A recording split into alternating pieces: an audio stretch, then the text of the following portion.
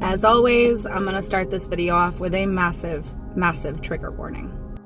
I was 11 years old, laying in bed at night, listening to my little sister snore, and I was just reminiscing on the day because it had been such a good day. A couple days before this, my mom had finally kicked out our abuser, and I was so happy, and I was so relieved. And on this particular day, my mom had met up with my little brother's dad, and we all went out, and we all got to spend the day together. And it was what I imagine a family day would have been like. It was just a good day. So I was laying in bed, just reminiscing, so happy, so relieved, thinking that our nightmare's finally over, until I heard the banging. I didn't know it at the time, but my mom had allowed him to spend the night.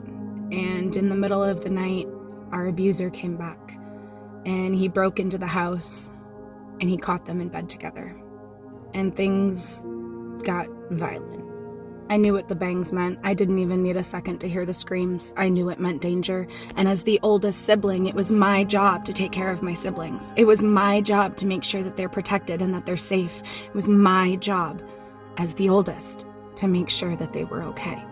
So at 11 years old, without even a hesitation, I jump out of bed, I'm running around, I'm getting their shoes on, I'm getting their coats on, I'm making sure we're all quiet so that we're not hurt.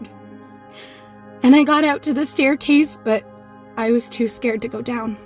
So we all just sat there, listening to the destruction of our life, listening to the sounds of stuff breaking and being thrown, and my mom screaming and crying, and him hurting her. And somehow I managed to sneak downstairs and get us outside to the car. My mom and my brother's dad weren't far behind, but unfortunately my mom was so distraught that she just was so shaky she couldn't unlock the door. And me and my little brother were standing on the passenger side of the car, waiting for her to unlock the door.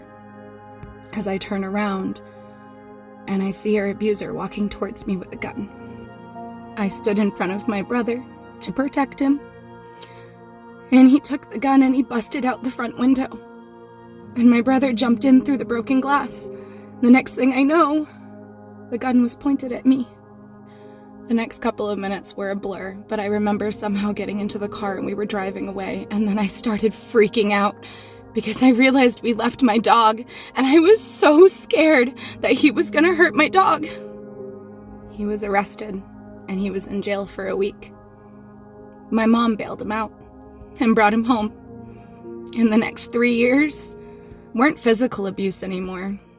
It was an emotional and mental hell.